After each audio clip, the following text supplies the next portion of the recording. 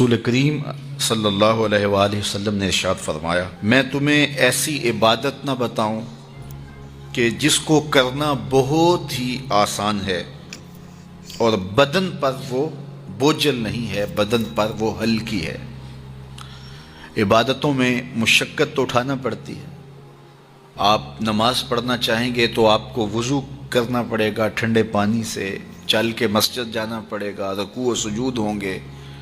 روزہ رکھنا ہے تو آپ کو دن بھر کی بھوک کاٹنی پڑے گی، زکوٰۃ دینی ہے، صدقہ کرنا ہے، خون پسینے کی کمائی سے پیسے جدا کرنے پڑیں گے، حج کرنا ہے تو بہت زیادہ مشقت اٹھانی پڑے گی۔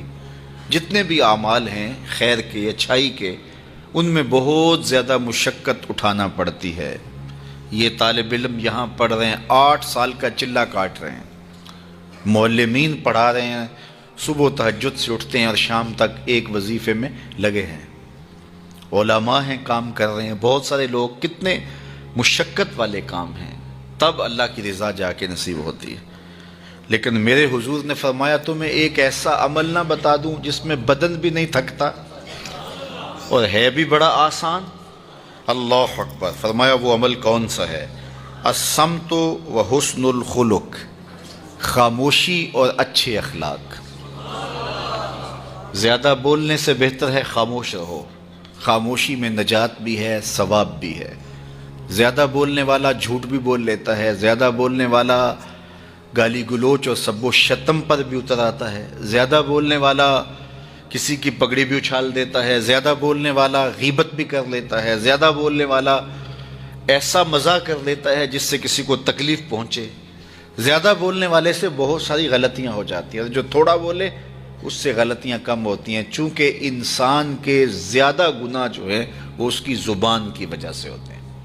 ایک روایت میں آتا ہے جب صبح ہوتی ہے سارے اعضائے بدنیاں زبان کے آگے ہاتھ جوڑتے ہیں، بی بی تو چپ رہنا، چونکہ بولتی تو ہے اور مصیبت سارے اعضائے بدنیاں کو سہنا پڑتی ہے۔ تو یہ زبان جو ہے اس کی وجہ سے زیادہ گناہ ہوتے ہیں، یا زبان کی وجہ سے، یا انسان کی عصمت کا جوہر جب لٹتا ہے تو پھر اس کے پلے کچھ نہیں رہتا۔ اس لیے میرے حضور نے ارشاد فرمایا، جو تمہاری 2 ٹانگوں کے درمیان اور جو 2 جبڑوں کے درمیان زبان، ان دونوں کی مجھے تم ضمانت دے دو، میں محمد تمہیں جنت کی ضمانت دے دیتا ہوں۔ تو فرمایا کہ میں تمہیں ایسا عمل نہ بتا دوں کہ جو بہت ہی آسان ہے، اور وہ کیا ہے؟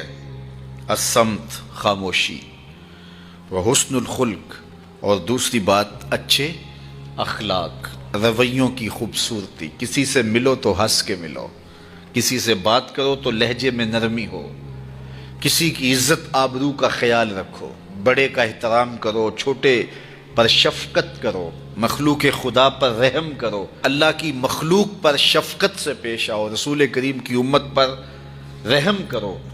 تو یہ ایسا عمل ہے جس پر کوئی مول بھی نہیں لگتا، قیمت بھی نہیں لگتی، بدن بھی نہیں تھکتا، لیکن نامہ اعمال نیکیوں سے بھر جاتا ہے۔ قیامت کے دن نامہ اعمال پر سب سے وزنی جو عمل ہوگا وہ حسن خلق ہوگا۔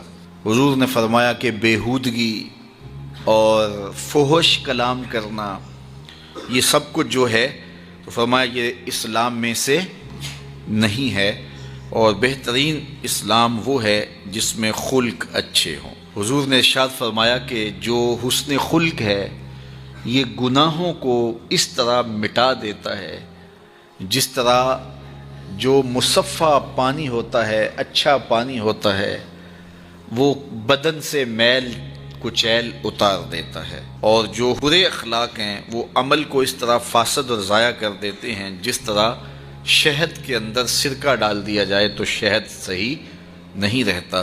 تو عمل اچھے ہیں لیکن بدخلقی ان اعمال کی بربادی کا سبب اور ذریعہ بن جاتی ہے۔ اللہ جل شانہ ہمیں معاملات کے اندر خوبصورتیاں نصیب فرمائے، رفق، نرمی نصیب کرے، معاف کر دینے کی توفیق نصیب کرے۔